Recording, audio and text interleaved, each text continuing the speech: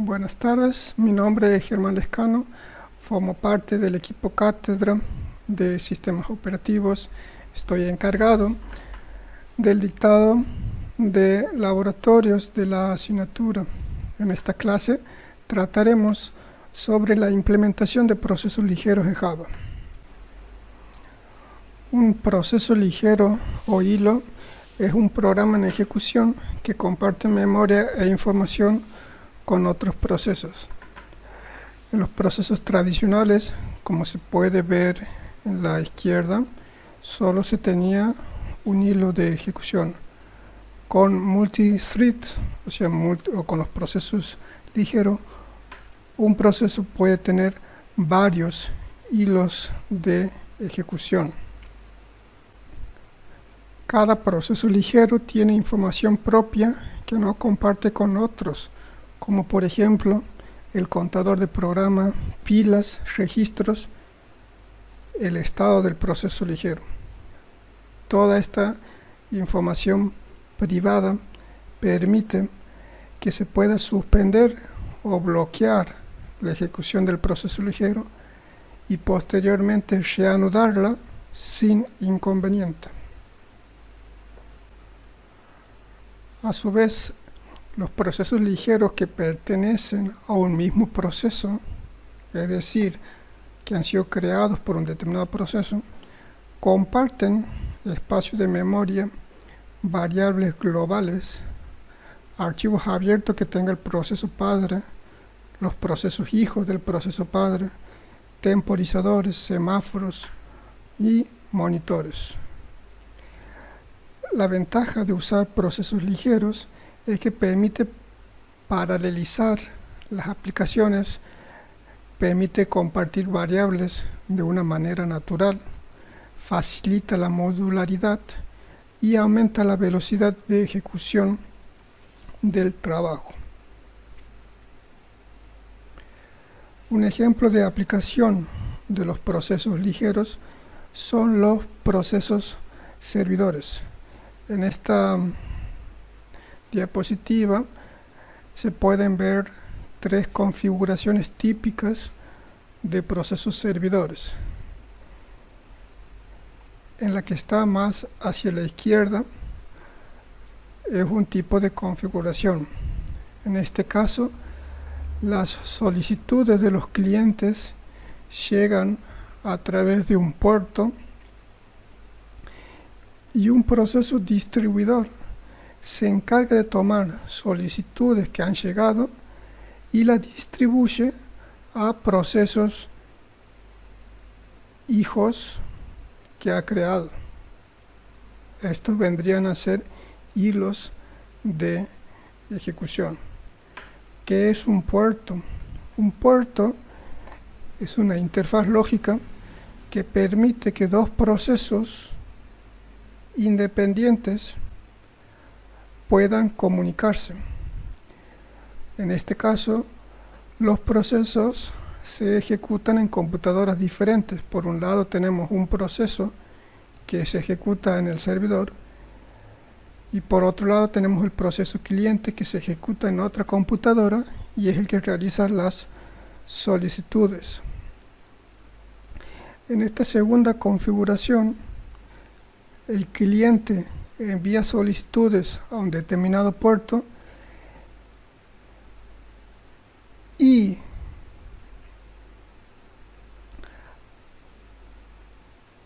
por cada uno de esos puertos hay procesos ligeros que están escuchando la llegada de solicitudes.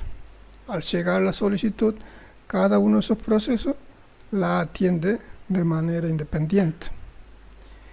Finalmente, en la tercera configuración, las solicitudes llegan a través de un puerto y son atendidas por una serie de procesos ligeros. Primero, un proceso ligero realiza cierto procesamiento sobre la solicitud. A continuación, los resultados que ese proceso ligero genera son tomados como entrada por otro y así sucesivamente. En Java existen dos formas de implementar hilos.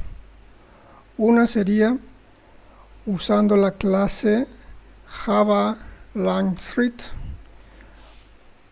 u otra manera sería implementando la interfaz runeable.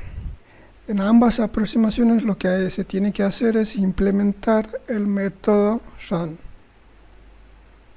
Igualmente, una vez que uno ya tiene creada la clase que va a ser un hilo de ejecución, para iniciar ese hilo hay que usar el método start.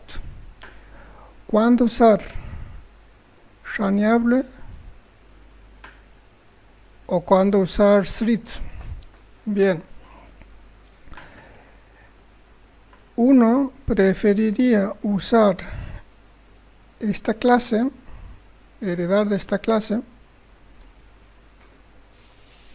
cuando la clase que yo quiero que herede de thread no hereda de otras clases.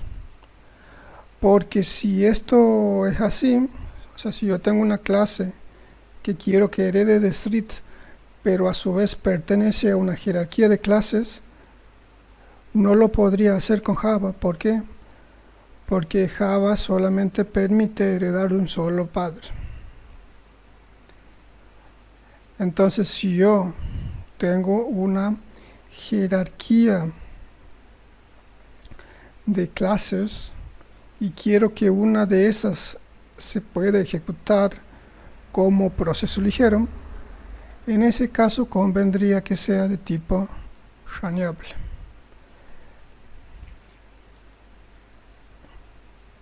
A continuación vamos a hacer un ejemplo en donde implementaremos una clase, ya sea heredando de la clase thread o bien implementando la interfaz runeable.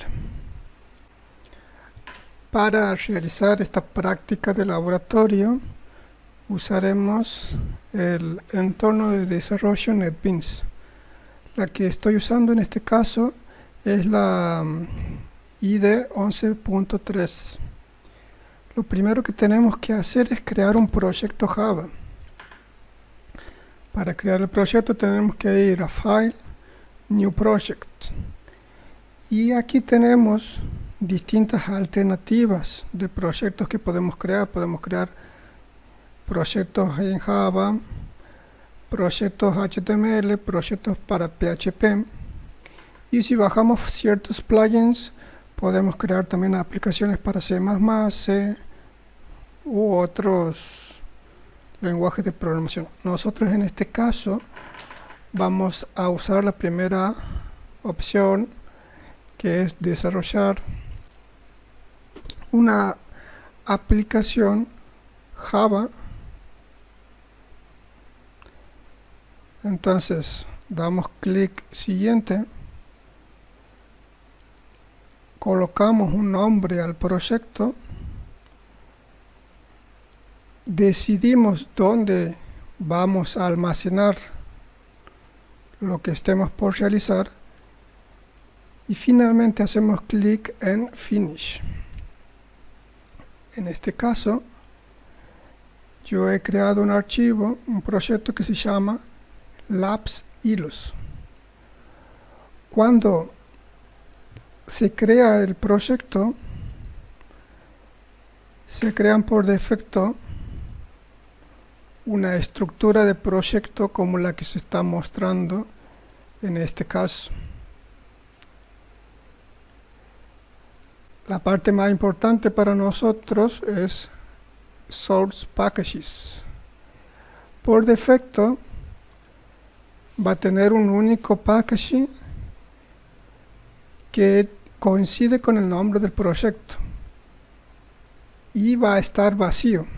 Este paquete va a estar vacío. Un paquete es una forma de agrupar clases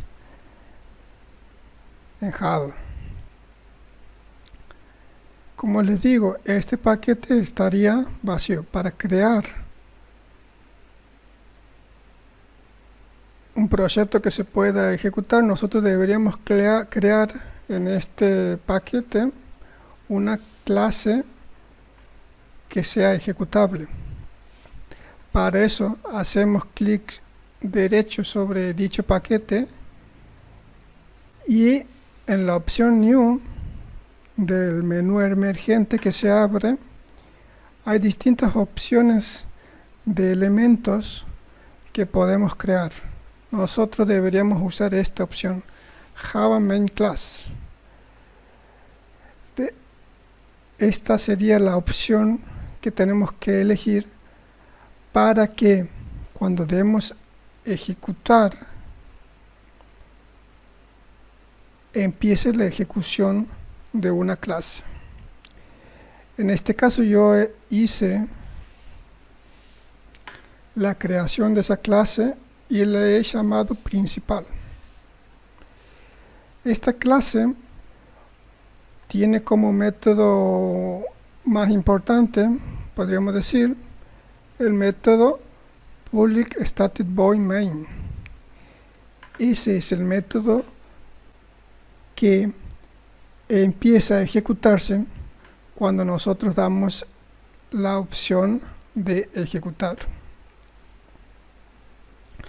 Lo que vamos a hacer en esta presentación, en este caso, sería crear hilos. Y vamos a crear hilos de las dos formas que hemos visto, heredando de la clase Street o implementando la interfaz Runnable. Para facilitar, para usar un mismo proyecto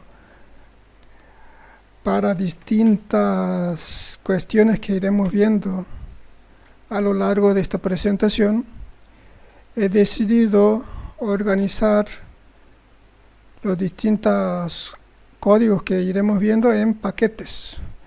Por lo tanto, este primer tema, que es creación de hilo, he creado otro paquete que se llama creación de hilos. ¿Cómo hago esto? Bueno, me posiciono en el directorio Source Packages, botón derecho, New, Java Packages. Esto abre una ventana de diálogo y en esta ventana de diálogo yo le doy el nombre que quiero que tenga este paquete. En este caso yo le he creado el nombre creación hilos. Entonces, aquí he creado una clase que se llama cronómetro. Si ustedes ven, esta clase se diferencia de esta clase porque esta clase tiene aquí un botoncito verde similar al que tiene el que aparece aquí en la IDE. Eso quiere decir que esta clase es la que se ejecuta cuando uno hace ejecutar el proyecto. Para crear este tipo de clases, que es una clase común, nos posicionamos en el paquete donde queremos crear la clase, hacemos clic derecho, New, y usamos esta opción, Java Class. De esa forma fue creada la clase cronómetro. Esta clase cronómetro, lo que yo le he agregado es esto, extend street. ¿Qué quiere decir eso? Que esta clase hereda de street. Como habíamos visto en la presentación, cuando una clase hereda de street, tiene que implementar el método run. Entonces yo defino public void run y tengo que definir qué va a ser run cuando el hilo se ejecute. Esto es lo que se ejecuta cuando hacemos start sobre el hilo. En este caso, cuando hacemos start sobre cronómetro, va a empezar a hacer esto. Ya vamos a analizar qué haría. Este método se llama constructor, como ustedes ya lo habrán visto en otra asignatura de programación. El constructor lo que se encarga es de inicializar una clase cuando es creada por primera vez, cuando yo creo un objeto de esa clase. En este caso lo que hace es tomar como entrada un valor y lo asigno en la variable interna time. O sea, este es un atributo de la clase. Entonces, por ejemplo, yo le digo, bueno, a ver, cronometra 20 segundos, cronometrame 60 segundos, 120 segundos. Bueno, esto es lo que inicializa ese conteo que yo quiero hacer. Y el método run, ¿qué es lo que va a hacer? Bueno, siempre y cuando esa variable sea mayor o igual a 0, lo que hace es imprimir por pantalla a la variable. Esta instrucción permite dormir el proceso una cierta cantidad de milisegundos que se le indiquen. En este caso se le indica que duerma el proceso 1000 milisegundos, lo cual equivale a un segundo. Cuando se despierta, decrementa la variable time. Este método, el sleep, puede generar una interrupción del tipo interrupted exception. Es por esa razón que este segmento de código se lo pone en un try catch. Fíjense que si nosotros sacamos este try catch, por ahí no es necesario saber mucho para definir estas cosas. Cuando nosotros sacamos el try catch en la interfaz, se nos muestra esta advertencia en rojo, y cuando vamos y posamos sobre esa advertencia aparece ese cartelito amarillo que nos dice unreported exception, interrupted exception. Eso nos está diciendo que hay una excepción que puede producirse a causa de esa instrucción, y esa excepción es de tipo interrupted exception. Si nosotros damos clic derecho sobre esa advertencia o mensaje de ayuda que nos está dando la interfaz, hay opciones. O sea, aquí, si nosotros hacemos botón derecho en este subrayado rojo que nos está haciendo la aplicación, si hacemos botón derecho,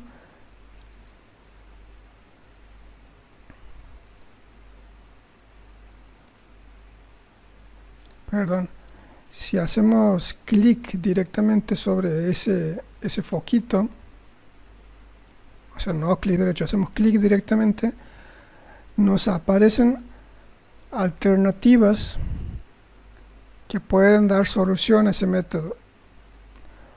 Una sería encerrar esa declaración con un try catch, o bien encerrarla con un bloque try catch.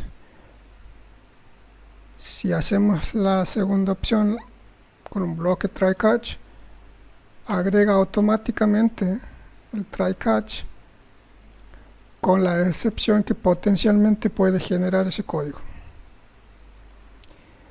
De esta forma ya lo tengo implementado entonces a una clase que se llama cronómetro, que hereda de thread. Esto quiere decir que cronómetro será un proceso ligero. ¿Y cuál es el proceso que va a crear este proceso ligero? Bueno, ese sería la clase que se va a ejecutar cuando nosotros demos clic en este botón verde, que era la primera clase que hemos creado, la principal. Entonces, lo primero que tenemos que hacer, esto no va a aparecer la primera vez, lo borro.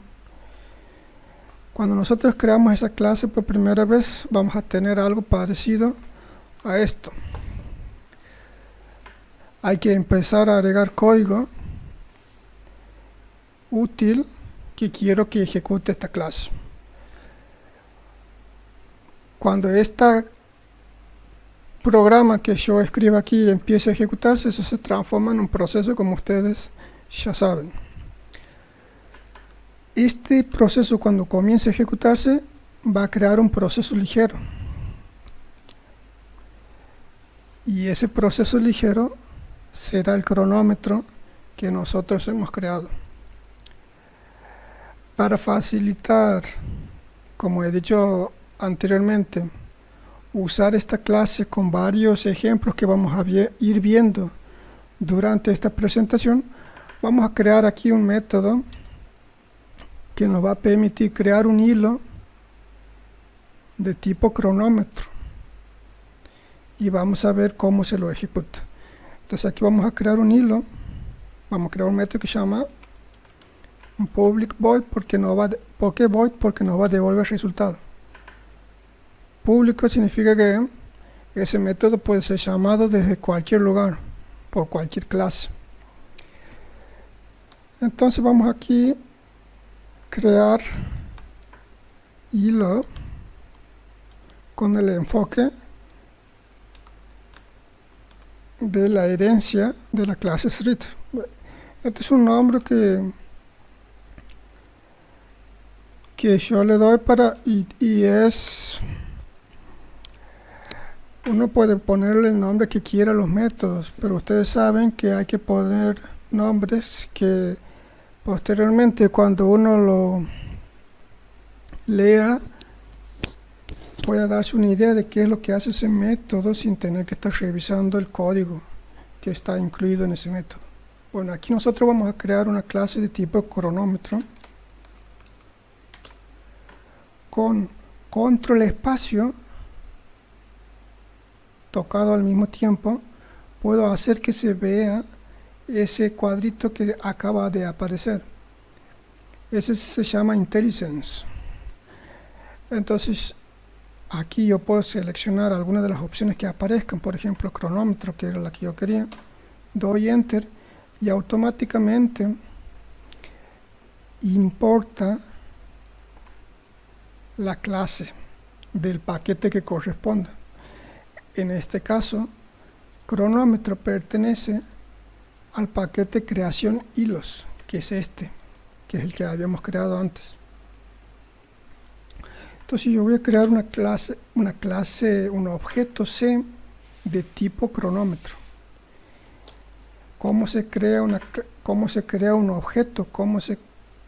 Con el método new, instanciando la clase cronómetro. Esto recibe como parámetro un valor entero, que sería la cantidad de segundos que yo quiero cronometrar. Por ejemplo, vamos a ponerle 120 segundos. Acuérdense qué es lo que significaba eso en el constructor. Entonces, si yo quiero que ese hilo empiece a ejecutarse, tengo que llamar al método start, como habíamos indicado en la diapositiva. La ejecución de esa sentencia haría que el hilo empiece a ejecutarse. Ahora, desde el método principal, o sea, desde el main, yo tengo que hacer ejecutar este método. Pero para poder hacer ejecutar este método, primero yo tengo que crear un objeto de la clase principal. Entonces, lo primero que vamos a hacer es crear un objeto de tipo principal. Entonces aquí vamos a crear la instancia.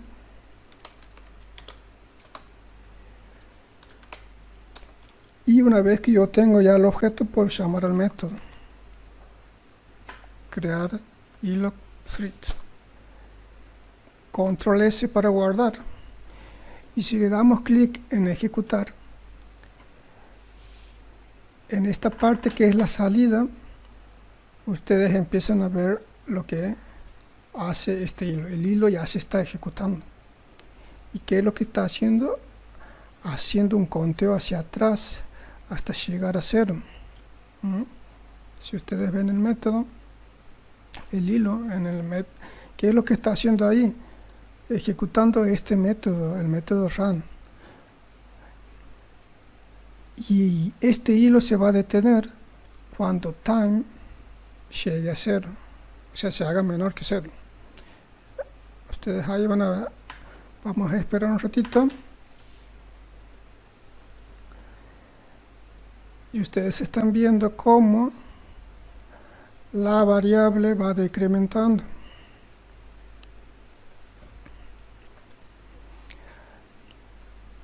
Si nosotros no hubiésemos puesto esta sentencia, esta ejecución ya hubiera terminado.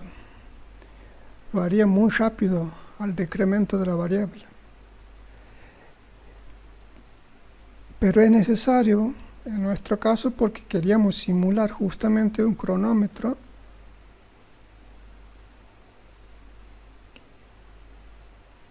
de cierta cantidad de segundos. Por ejemplo, en este caso nosotros hemos puesto que controle 120 segundos. Entonces, inicializa en 120, espera un segundo y decrementa. Y lo hace sucesivamente hasta que llegue a 0. Aquí, por ejemplo, ya van 10, 8, 6, llega a 0 y se detiene ya la ejecución del hilo. ¿Por qué? Porque time toma el valor -1, -1 no es mayor que 0, tampoco no es igual a 0, y finaliza la ejecución de ese hilo. Entonces este es un ejemplo de cómo crear un hilo heredando de la clase street. Si cronómetro ya hubiese estado heredando de otra clase, no podríamos usar esta forma, porque ya estaría heredando de otro padre. Si queremos que pueda heredar de otro padre y a su vez ser un hilo, tendríamos que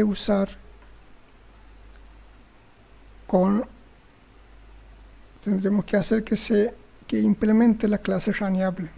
Esto es lo que hace la opción 2. Implementar raneable. Implementar la interfaz raneable.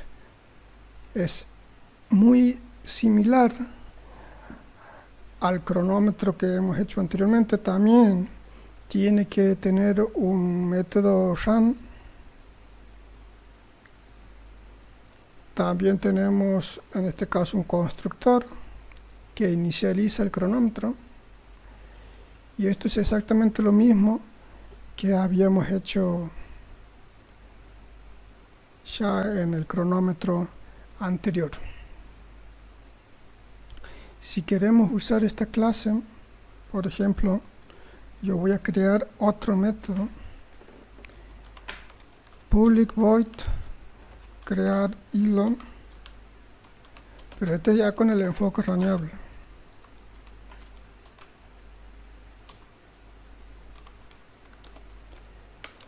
Aquí se diferencia ligeramente de lo que hemos hecho anteriormente en el método para crear el hilo.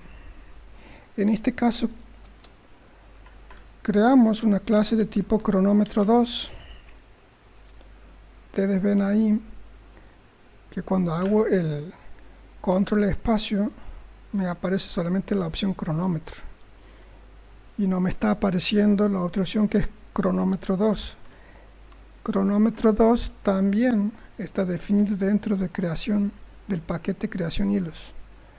Entonces, en vez de importar solamente la clase cronómetro, yo puedo poner aquí asterisco, y eso me está indicando que importe todas las clases del paquete creación hilos.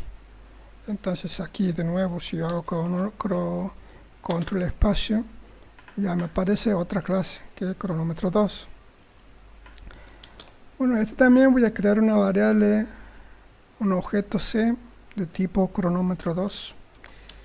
Creo la instancia y Para no esperar mucho, vamos a hacer un cronómetro de 30 segundos. En este caso no podemos hacer c.start. Lo que tenemos que hacer es crear un hilo con la clase thread. Por ejemplo, creamos un hilo con la clase thread, new thread, control espacio, y aquí hay distintas formas de crear hilos. Por ejemplo, la segunda opción es pasarle un objeto raneable, que es justamente esta opción la que nosotros tenemos que usar. Aquí pasamos el objeto raneable que hemos creado, que es el objeto cronómetro 2. Entonces sobre este hilo yo puedo ejecutar el método start. Voy a comentar esta sentencia para que ahora solamente ejecute el método que hemos creado hace un rato. Doy clic guardar, hago clic en el método run, aquí digamos en el botón ejecutar proyecto, y fíjense en que ha empezado a ejecutarse el hilo. Tiene el mismo comportamiento que el hilo que se ha creado heredando de la clase thread.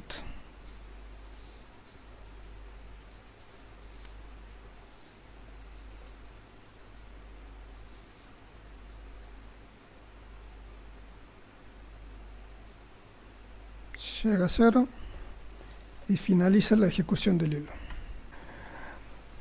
Respecto a los tipos de hilos, podemos reconocer dos: los hilos de usuario y los hilos demonio. Los hilos de usuario tienen un cierto tiempo de vida, y ese tiempo de vida del hilo está íntimamente relacionado con la actividad que tiene que hacer el hilo. El otro tipo de hilos son los hilos demonio. En este caso, la vida de ese hilo coincide con la vida del proceso padre, o sea, del proceso que lo ha creado. Los hilos demonios se ejecutan en segundo plano. Para crear, para decir si un hilo es demonio, usamos el método setDaemon. Por ejemplo, setDaemon en true hace que ese hilo sea un demonio, o sea, se ejecuta en segundo plano, o sea que dure toda la ejecución del proceso del que lo ha creado, o sea, la vida lo acompaña. Cuando se trabaja con procesos ligeros, es posible crear grupos de procesos ligeros, o sea, grupos de hilos. La ventaja que tiene esto es que uno puede controlar varios hilos como si fuese una unidad. Si yo puedo suspenderlos, puedo pararlos, volverlos a iniciar. En Java, para crear un grupo de hilos, tenemos que crear un objeto del tipo threadGroup. Entonces creamos la instancia del objeto threadGroup y le ponemos un nombre, por ejemplo GP1, de acuerdo a este grafiquito que mostramos aquí. Luego, cuando creamos los hilos con el método newThread, como primer parámetro le indicamos a qué grupo pertenece y le podemos dar un nombre para que después nos podamos referenciar a ese hilo con el nombre que le hemos dado. Acá se muestra otro ejemplo donde crea un subgrupo que es el grupo 11, que forma parte del grupo 1. y de este grupo 11 pertenecen los procesos P4 y P5. A los hilos pueden asignársele también prioridades, y las prioridades van del 1 al 10. La prioridad se asigna a través del método setPriority. Dentro de ese rango de 1 a 10 hay 3 grandes prioridades que son muy importantes. Una es la Min Priority, Norm Priority y Max Priority. Estas son constantes. Por defecto, cuando uno inicia un proceso sin especificarle su prioridad, se le otorga prioridad normal, o sea, una prioridad igual a 5. Para conocer la prioridad de un método, de un hilo, se usa el método getPriority. En una computadora se pueden ejecutar múltiples procesos. Esto es lo que se conoce como procesamiento concurrente. Esto es posible gracias a varios modelos de programación. Uno de los más importantes, por ejemplo, es la multiprogramación, que permite ejecutar varios procesos contando con un solo procesador. En este caso lo que se hace es conmutar el procesador con los distintos procesos que se tienen cargados en la memoria principal. Lo que se hace es lograr una ilusión de paralelismo.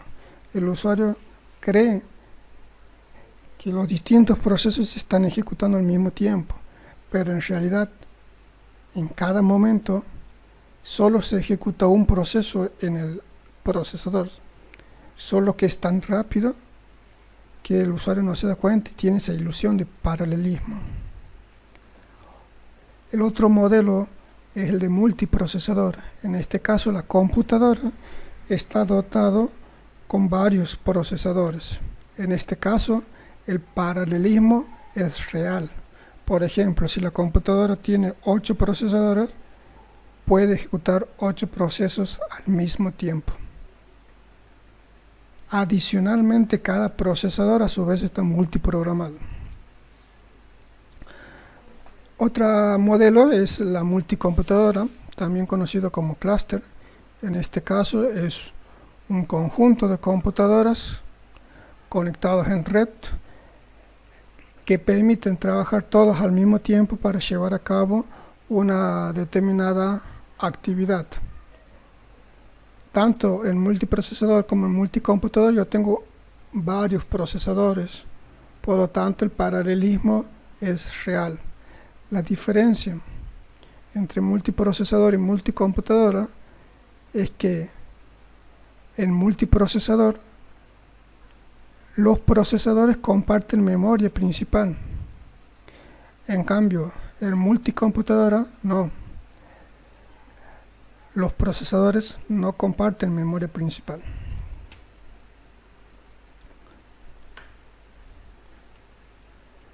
El multiprocesamiento proporciona las ventajas de que facilita la programación, acelera los cálculos, posibilita el uso interactivo y permite un mejor aprovechamiento de los recursos de un sistema.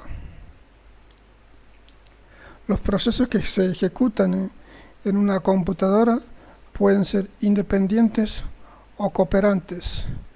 Independiente significa que el proceso se va a ejecutar de manera que no necesita ayuda de otros para hacer su trabajo.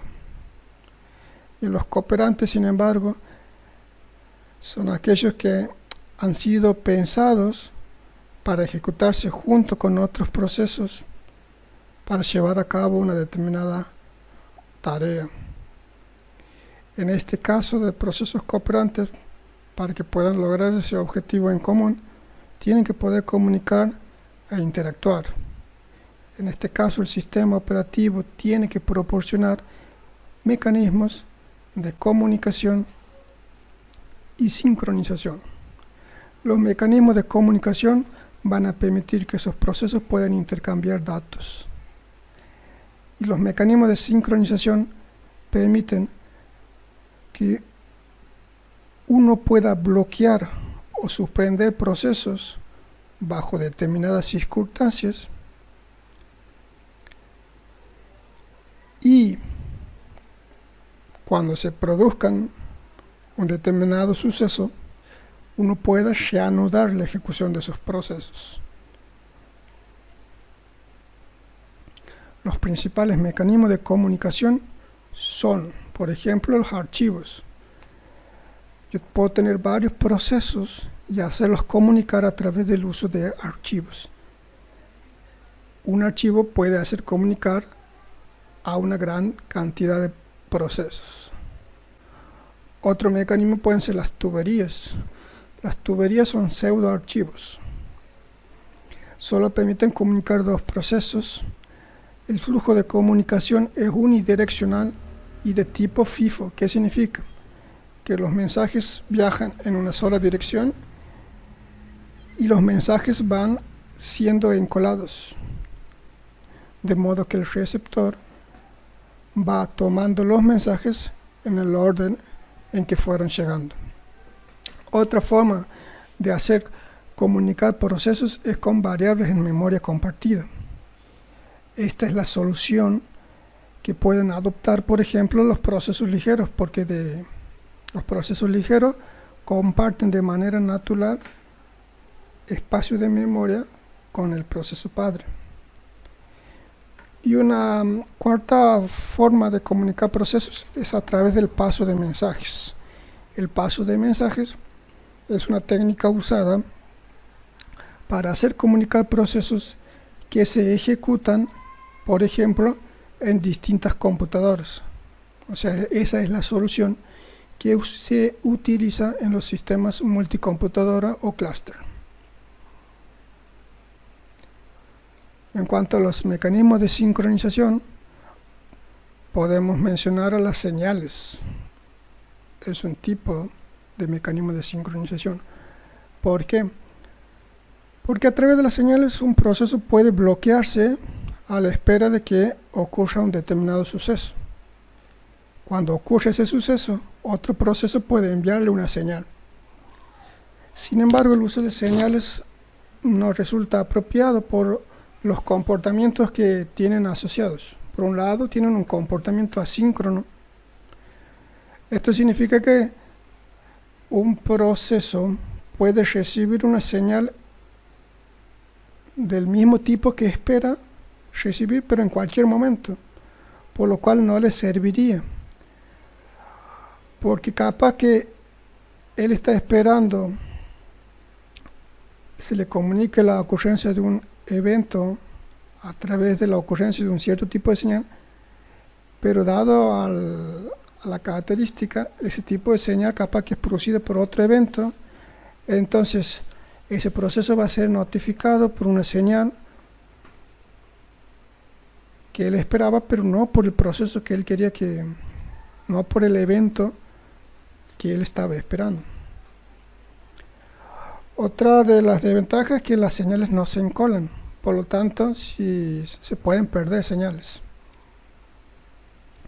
Las tuberías son pueden, además de ser usadas como mecanismo de comunicación, pueden ser usadas como mecanismo de sincronización. ¿Por qué? Porque cuando uno hace el envío, cuando uno lee o escribe en la tubería, la lectura y la escritura son operaciones bloqueantes. Entonces se puede aprovechar ese comportamiento para lograr la sincronización. También tenemos como mecanismo de sincronización los semáforos. Los semáforos son objetos que tienen asociado un valor entero. Ese valor entero puede ser inicializado con un valor no negativo, y a ese valor se pueden acceder a través de dos métodos que se ejecutan de manera atómica. Estas operaciones son la espera y la señal.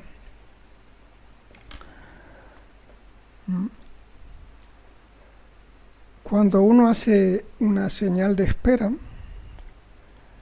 ese valor entero se decrementa en una unidad. Y si ese valor entero es menor o igual a 0, el proceso se bloquea.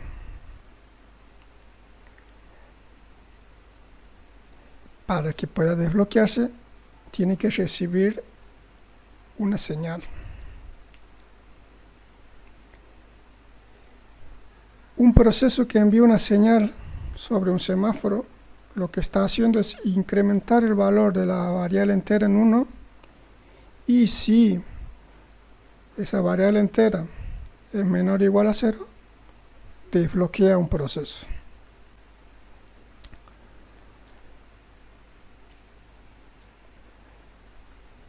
Como otro mecanismo de sincronización, tenemos los mutex y las variables condicionales.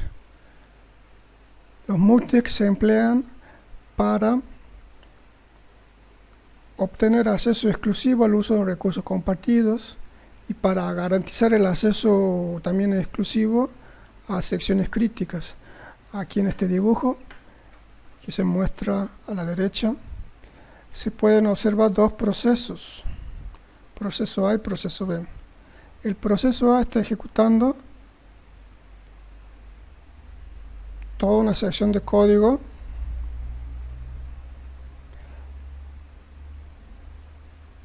que es una sección crítica, es decir, que en ese sector se modifican variables que puedan afectar al proceso B. Entonces, cuando el proceso B quiere ejecutar esa sección crítica de su código, intenta bloquear a que otros entren a la sección crítica. Pero ¿qué pasa? Esa variable ya ha sido bloqueada por otro proceso, en este caso el proceso A. Entonces, el proceso B tiene que entrar en una cola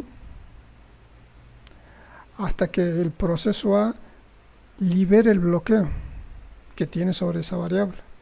Una vez que el proceso A libera el bloqueo, el proceso B logra obtener ese mutex, o sea, logra obtener el bloqueo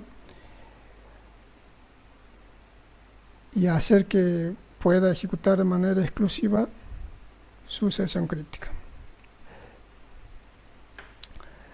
Las variables condicionales son variables de sincronización asociadas a los mutex y se los utiliza para bloquear otros procesos a la espera a que ocurra un determinado suceso. Sobre las variables condicionales solo se permiten dos tipos de operaciones, la espera y la señal.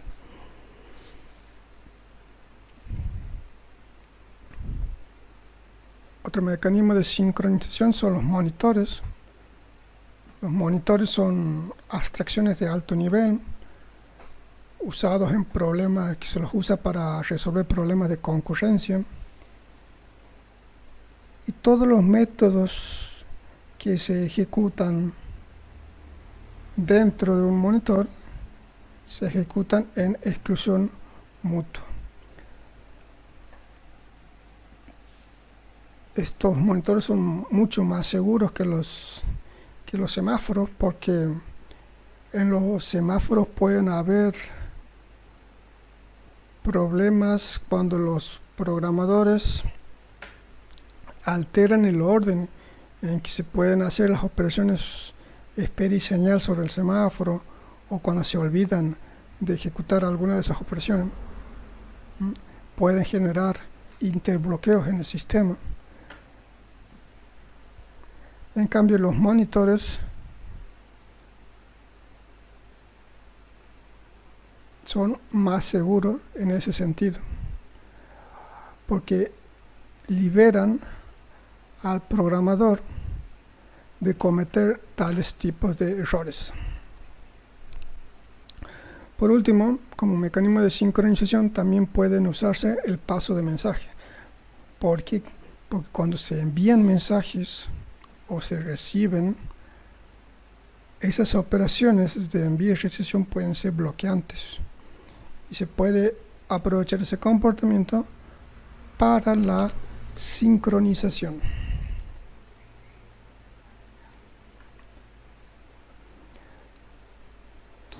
Para implementar semáforos en Java, uno tiene que crear objetos del tipo Java Util Concurrent Semáforo. Entonces, creamos un objeto de tipo semáforo usando new semáforo y entre paréntesis le pasamos los datos que necesita el constructor. En este caso es un valor entero. Si le pasamos 1, ese semáforo va a trabajar como si fuese, va a actuar como un semáforo binario. Si le mandamos un número mayor de 1, ese semáforo va a ser de tipo contador.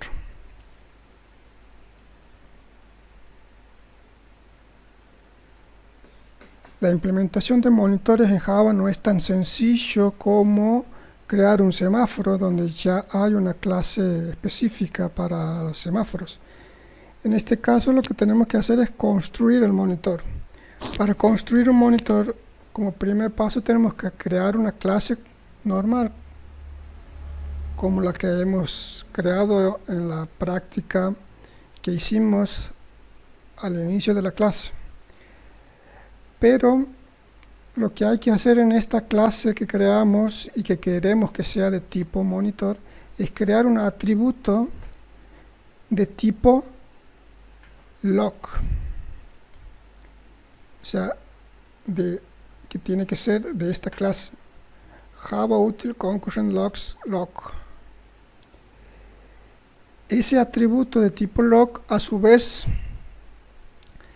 va a mantener la referencia de un objeto de tipo rentrant lock de este tipo. Esta clase es lo que va a permitir implementar la exclusión mutua en el monitor.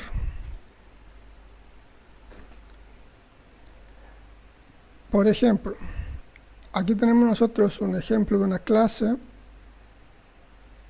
que le llamamos simple monitor.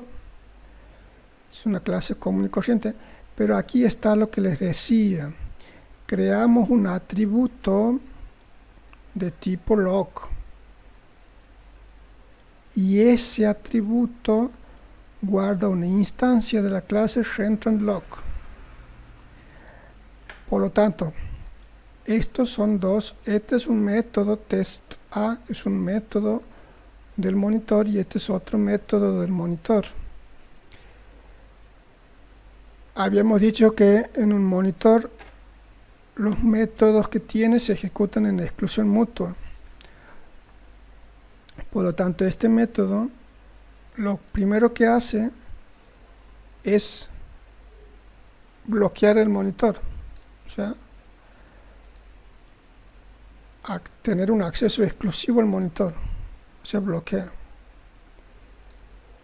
Y lo que queremos que haga en ese método lo tenemos que encerrar en un bloque try finally. O sea, dentro del try vamos a poner todo el código que nosotros queremos que ejecute, y cuando eso termine de ejecutarse va a pasar por este sector finally, y en el bloque útil de ese bloque finally va a desbloquear el monitor. Por lo tanto, otro proceso que quiera acceder al monitor lo va a poder hacer. Este es un código básico que se tienen que poner en los métodos públicos del monitor. Sobre el atributo de tipo lock, nosotros podemos crear variables de condición usando el método newCondition asociado al atributo lock. Por ejemplo, aquí tenemos un ejemplo. El atributo lock, creamos un newCondition Entonces, de esta forma estamos creando una variable de tipo condición. Cuando nosotros definimos que esa variable es de tipo private y final, con private estamos diciendo que esa variable solamente puede ser accedida por los métodos de la clase. O sea, no pueden ser accedidos por métodos de otras clases, solamente por los métodos de la clase donde se ha creado esa variable. Eso significa private. Y final significa que esta variable actúa como constante. Eso significa final.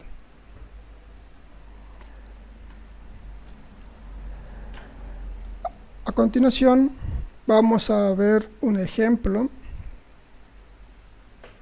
de un problema clásico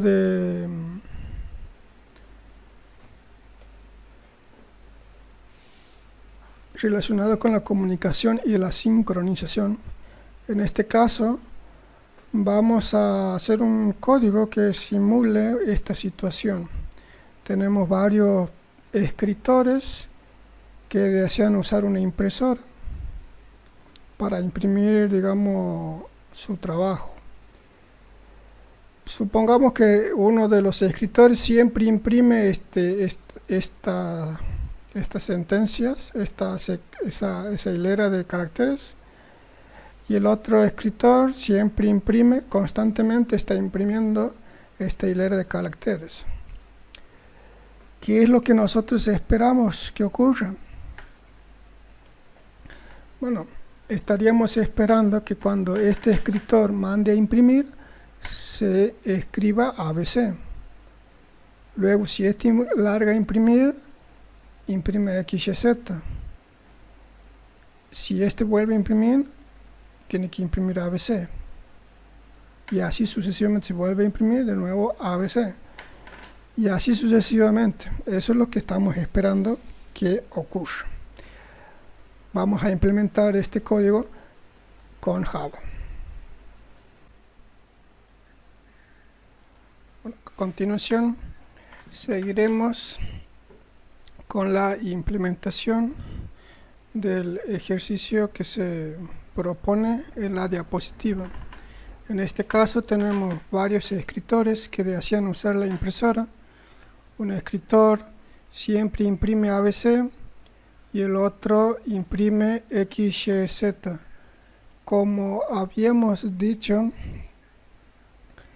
se espera que cuando el escritor 1 mande a imprimir, obtengamos una salida similar a esta,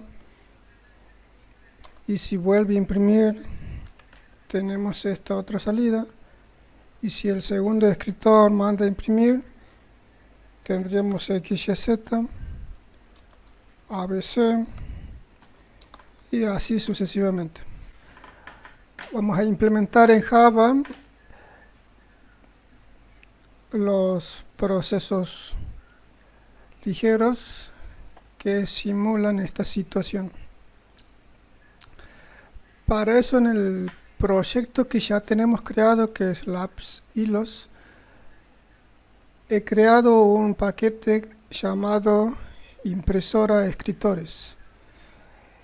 En este defino una clase de tipo impresora que tiene un método llamado imprimir.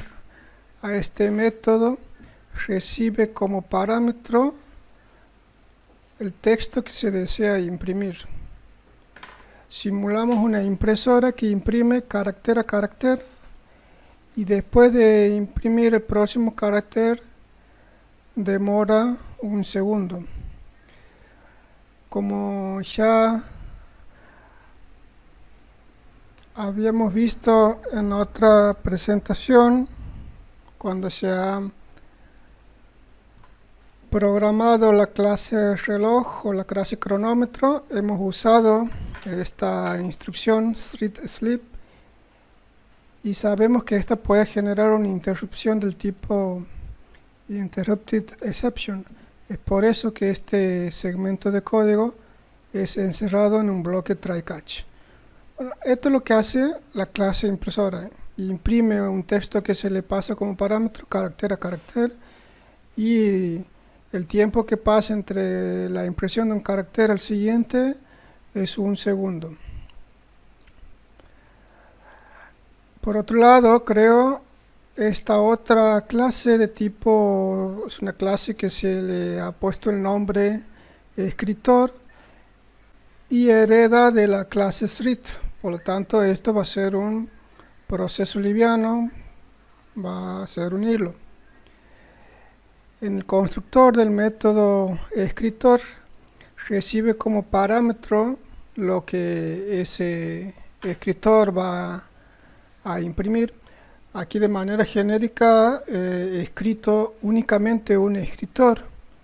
Por lo tanto, cuando lo use, cuando quiera simular los dos escritores, directamente creo dos instancias de la clase escritor.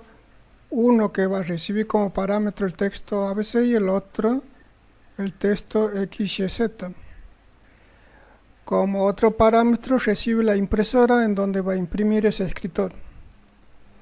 En el método run, estos escritores continuamente se van a estar imprimiendo mientras puedan. Mientras puedan, continuamente van a estar imprimiendo el texto que desean imprimir en la impresora que le ha sido asignada. Y siempre después de finalizar la escritura, se toma 2 segundos y vuelve a imprimir. Este bloque de texto está encerrado en un bloque try-catch para tratar la interrupción que puede generar la instrucción thread sleep. Bien, en la clase principal, que es la que se ejecuta, he definido una clase que se llama escritores impresora. En ese caso, defino una clase impresora y creo dos objetos de tipo escritor. Uno que hace la impresión del texto ABC y otro que se va a encargar del texto de imprimir el texto XYZ. Una vez que se tiene eso, inicio la ejecución de cada uno de los escritores. Esto ha sido definido en este método escritores impresora. Por lo tanto, desde el método main nosotros tenemos que crear una clase principal, un objeto de la clase principal, y después invocar a ese método escritores impresoras. A continuación veremos la salida que se obtiene en esa implementación. Damos clic en ejecutar proyecto.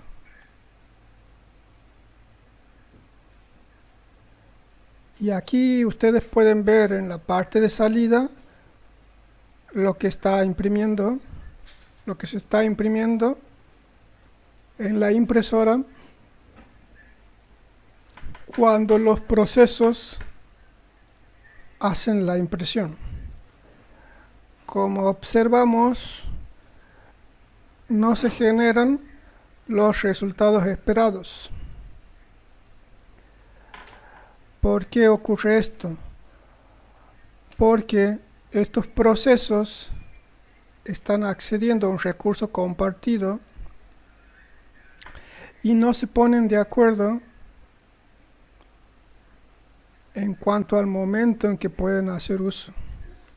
Por lo tanto, como no se ponen de acuerdo, se interfieren y en la impresión se tiene texto que debería haber impreso un proceso y texto que manda a imprimir otro proceso. Una forma de solucionar este problema es mediante el uso de semáforos.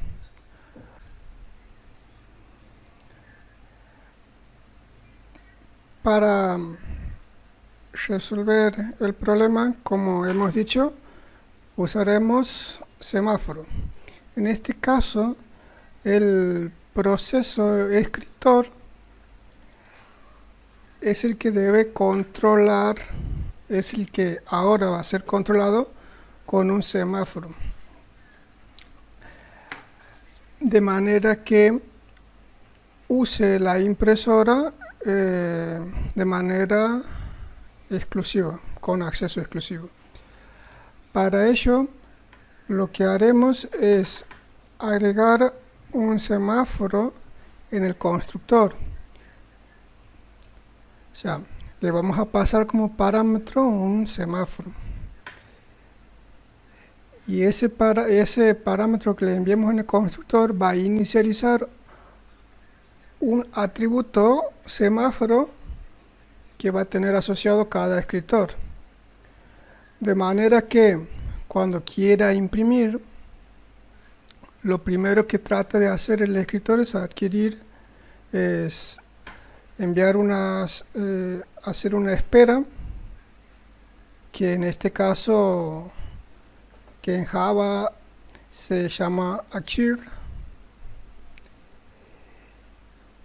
Accede al uso del recurso compartido, en este caso accede al uso exclusivo de la impresora, y una vez que finaliza el uso de la impresora, envía una señal al semáforo, de manera que si existe otro proceso que quiera acceder a la impresora o que esté esperando por la impresora, automáticamente tenga el acceso.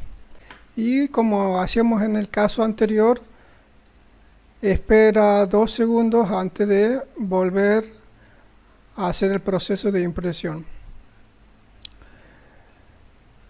En este caso, para probar esta nueva funcionalidad, se ha escrito este método escritores e impresora con semáforo. Si nosotros vemos con respecto a la anterior, es prácticamente el mismo, solamente que se le ha agregado un semáforo. Hemos creado una variable mutex de tipo semáforo. Semáforo, como hemos visto en la presentación, se encuentra en el paquete Java Util Concurrent. Este semáforo que nosotros creamos está inicializado en 1, o sea que este es un variable, es un semáforo tipo binario que se usa exclusivamente para problemas de exclusión mutua. Entonces, cuando creamos el escritor, le enviamos el semáforo. En este caso, el proceso principal, la clase principal es el proceso padre. Y en ese nivel estamos creando nosotros esta variable tipo semáforo. Razón por la cual podemos compartirlas con los procesos livianos que vendrían a ser los escritores. Por eso podemos compartir la variable. Nosotros en la presentación hemos visto que los procesos livianos pueden compartir variables que han sido creadas en el espacio de direcciones de memoria del proceso padre. Por eso pueden compartir mutex. Inicializamos como antes a los escritores. Y ahora, para ejecutar este método, vamos a comentar el anterior y vamos a ejecutar este nuevo método y veamos el comportamiento de la ejecución. Damos clic en ejecutar.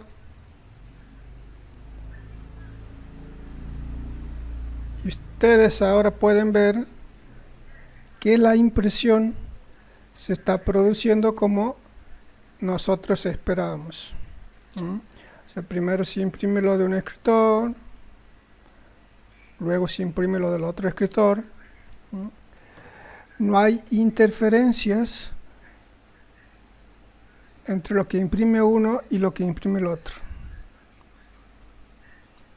Con semáforo logramos resolver este problema.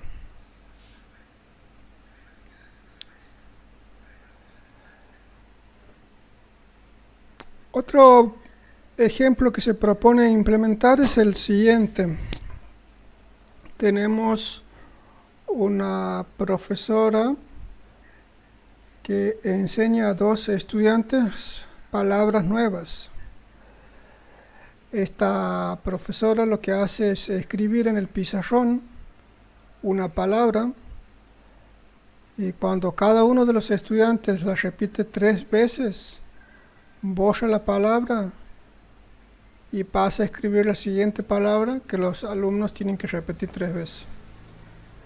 Vamos a ver cómo se implementa esto en Java. Bien, recordemos, en este caso lo que queremos hacer es simular esta situación en donde se tiene un profesor que necesita que 2 alumnos repitan 3 veces cada palabra que le enseña. Una vez que los 2 alumnos repiten 3 veces cada palabra, el profesor puede enseñar la siguiente palabra. Visto de esta manera, este problema podría ser considerado como un problema de productor-consumidor, en donde el buffer de producción sería de un elemento y ese tiene que ser consumido por los 2 consumidores, que serían los 2 estudiantes. Este problema lo vamos a resolver usando un monitor. Entonces lo que primero hacemos es definir una clase de tipo monitor. O sea, yo le pongo el nombre monitor, puede ser de cualquier tipo.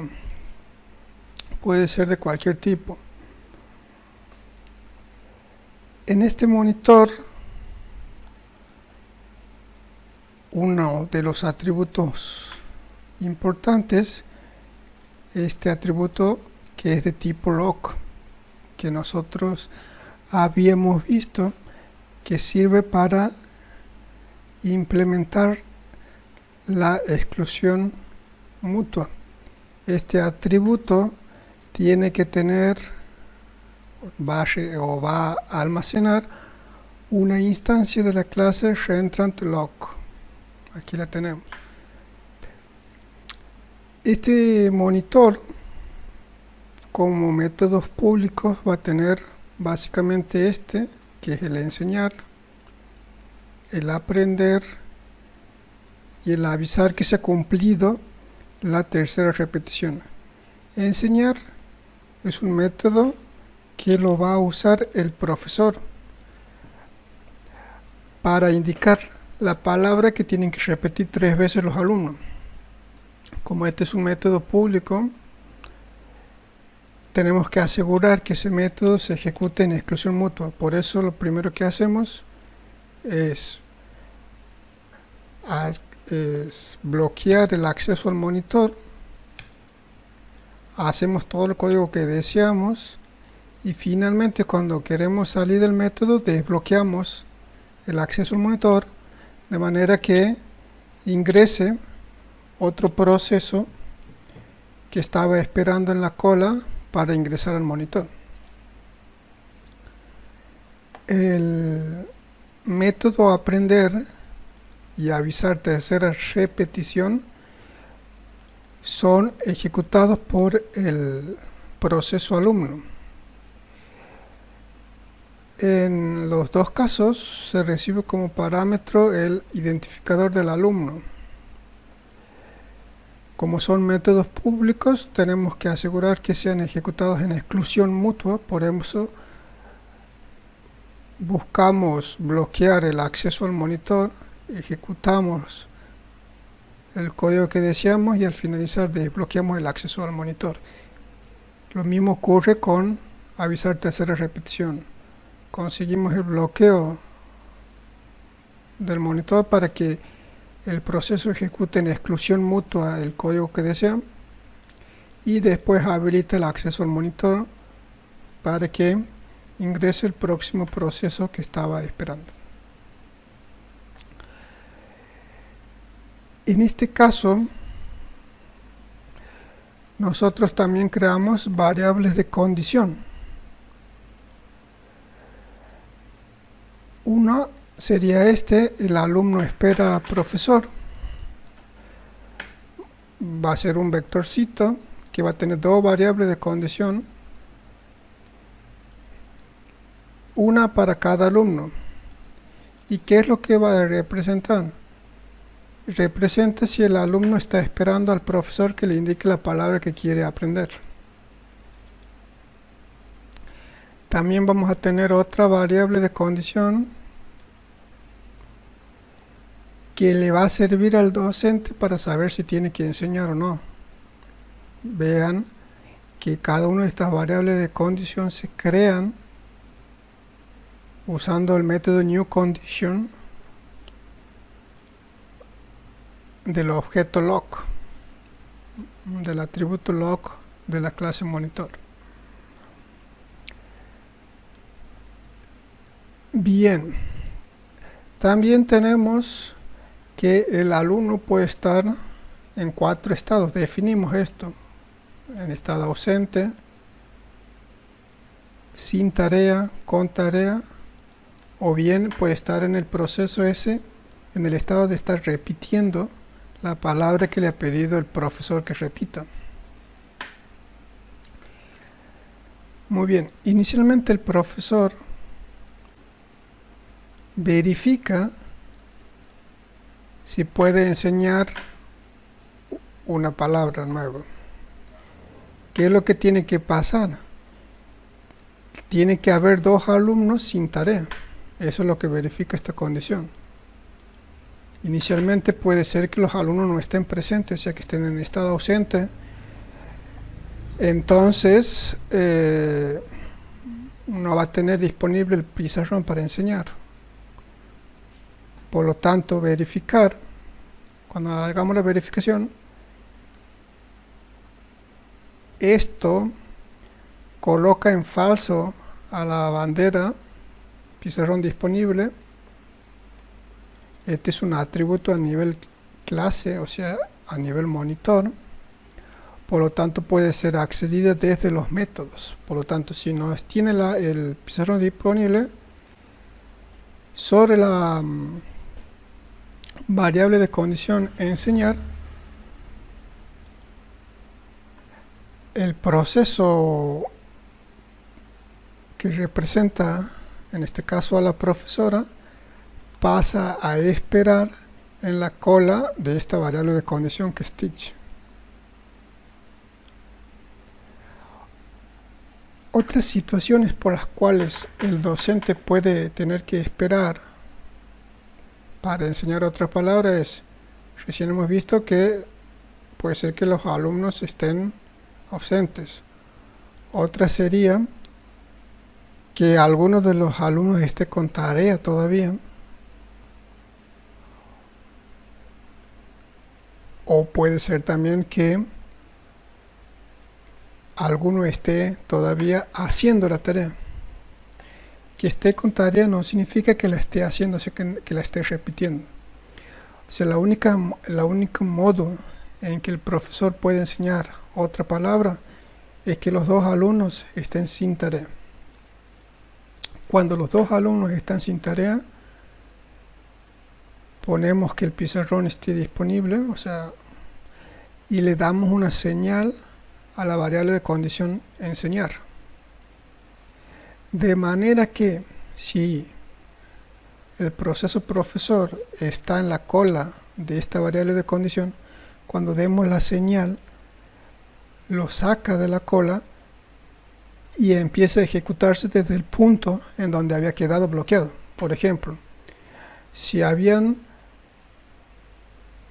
docente se ha bloqueado aquí porque no podía enseñar una nueva palabra, porque no había 2 alumnos sin tarea, al ocurrir esta señal, saca el proceso de la lista, o sea, el proceso profesora, y empieza a ejecutarse desde este punto hacia adelante. Entonces, ¿qué es lo que hace?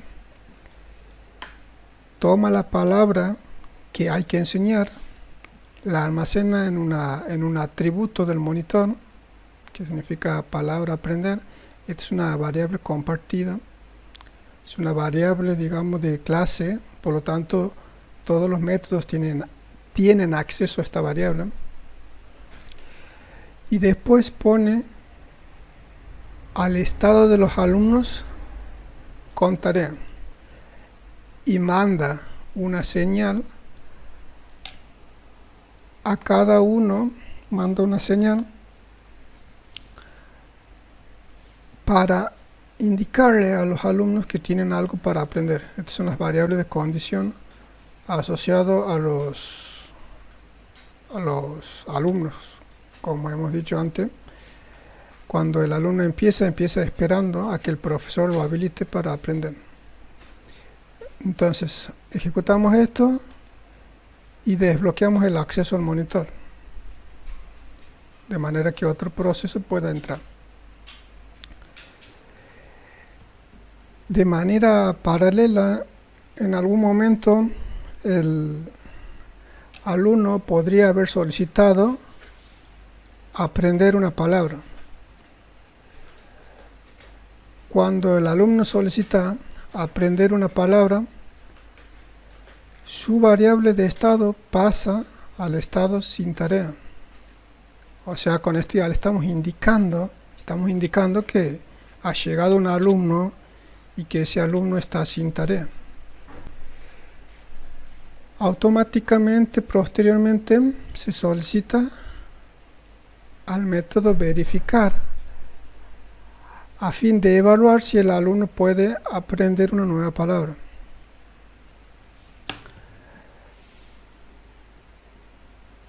La manera en que eso ocurriría es que hayan dos alumnos sin tarea. En ese caso, el docente va a estar habilitado a enseñar una próxima palabra y de esa manera los va a señalizar a los procesos alumnos para que aprendan la nueva palabra. O sea, aquí en verificar,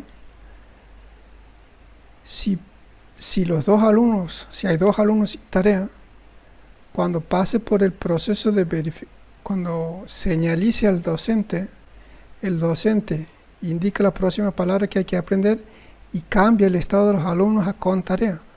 Por lo tanto, cuando nosotros verificamos si el alumno está sin tarea, esto va a decir no y va a continuar aquí, ¿ve? Continúa a este punto y en ese punto significa que el alumno ya está en condiciones de empezar a repetir la palabra. Entonces lo pasamos al estado repitiendo y le decimos qué palabra tiene que aprender. En caso de que no haya dos alumnos, o sea, en la verificación, en caso de que no haya dos alumnos sin tarea,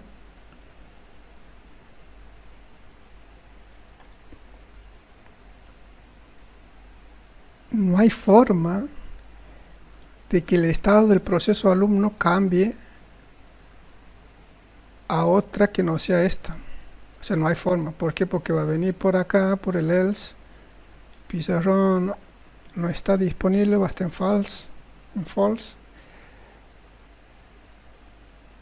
No hay forma de indicarle al docente que ejecute su método, o sea, que continúe su ejecución. O sea, no hay forma de que se pueda cambiar la variable de condición.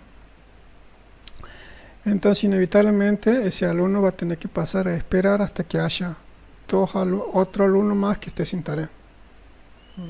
Y va a poder pasar lo que habíamos visto antes, de que el proceso profesor enseña otra palabra.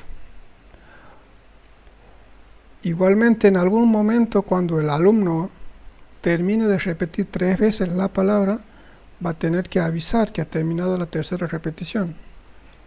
Entonces, inmediatamente su estado va a pasar a sin tarea. Y tenemos que verificar nuevamente, porque puede ser que ya haya un alumno sin tarea y él, que ahora queda sin tarea, un nuevo alumno que ahora queda sin tarea, puede ser el segundo, pueden llegar a ser los dos alumnos sin tarea, y eso activar Cumplimos esta condición de la verificación, podría llegar a sacar a un proceso profesor que está en la cola esperando a enseñar una nueva palabra. Pasaremos para acá. Y con lo cual se activaría, por ejemplo, si había un alumno ya que estaba esperando, pasaría ya a continuar ejecutando estas otras dos líneas cuando salga del estado de bloqueo.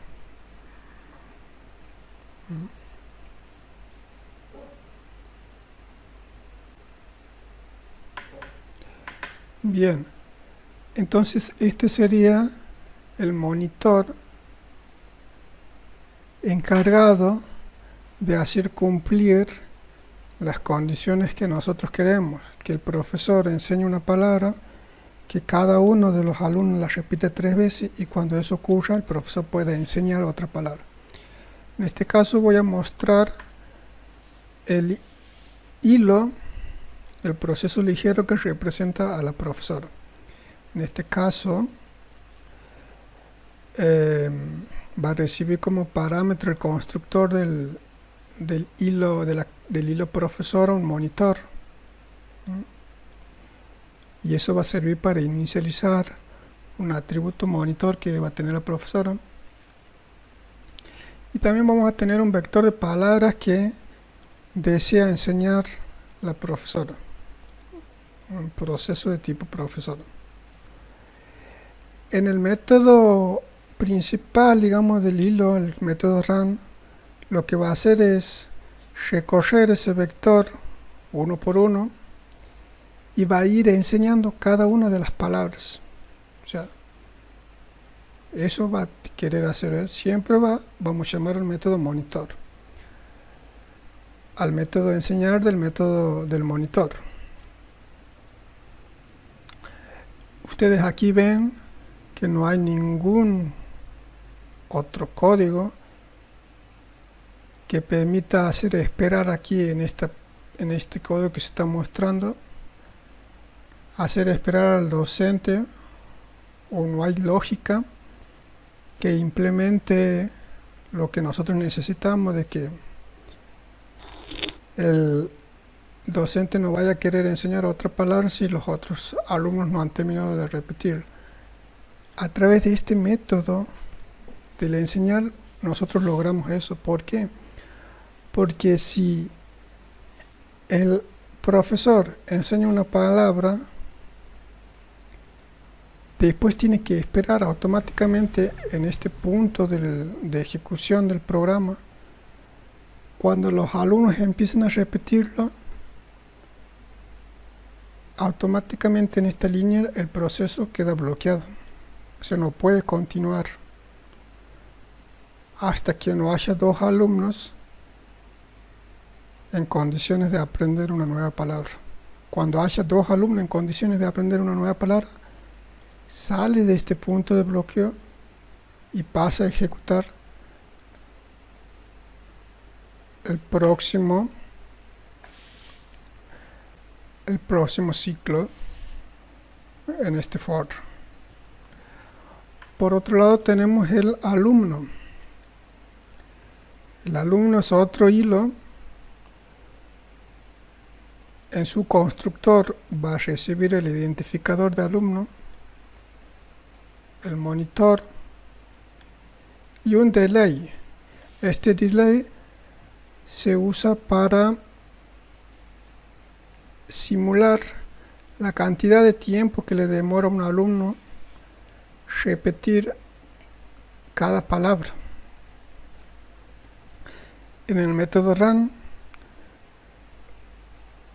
el alumno siempre que esté disponible constantemente va a querer aprender.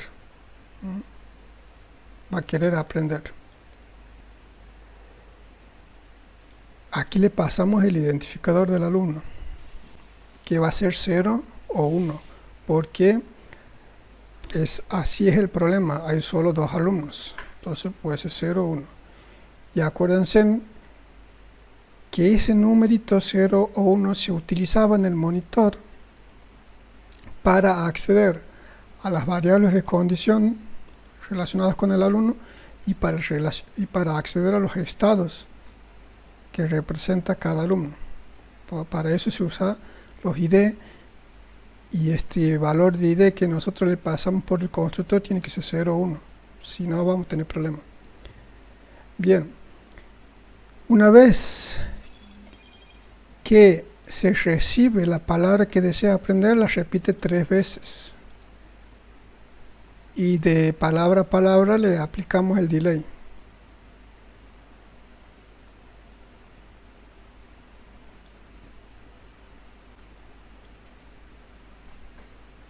De palabra a palabra le aplicamos el delay. Aquí, cuando el alumno no tiene que aprender, o sea, cuando no tiene que aprender qué palabra aprender porque todavía el docente no lo ha dejado, o porque no se están cumpliendo las condiciones, se va a bloquear aquí el proceso. Se bloquea el proceso y continúa. Al salir de este bucle, nosotros tenemos que informar que hemos terminado de hacer las repeticiones. Entonces ahí eso va a hacer que cambie el estado a sin tarea y verificamos de nuevo si es que hay alumnos sin tarea. Bien, entonces estas son la estructura de los procesos profesora y del proceso alumno. Finalmente nosotros en nuestra clase principal vamos a escribir un método que haga uso de estas clases. Entonces vamos a crear el monitor, vamos a crear el objeto profesora, vamos a crear dos alumnos.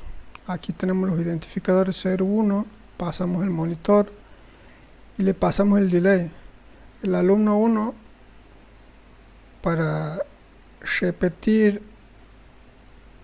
de una palabra a la otra le toma 2 segundos y al alumno 2 le toma 4 segundos. Iniciamos los hilos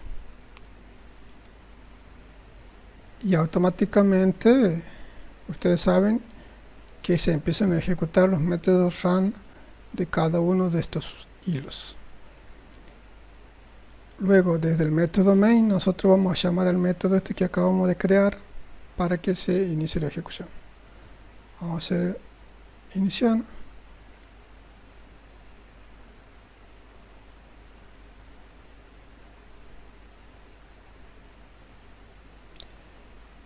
Y ahí vemos cómo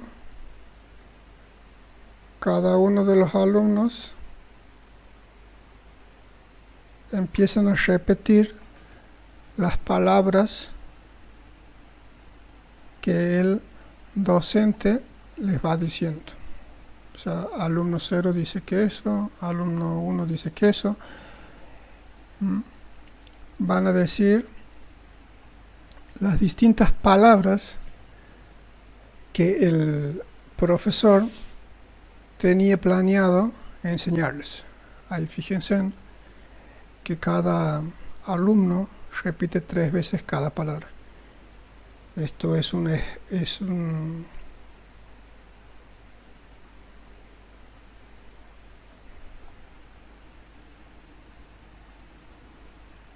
tipo de problema de productor-consumidor.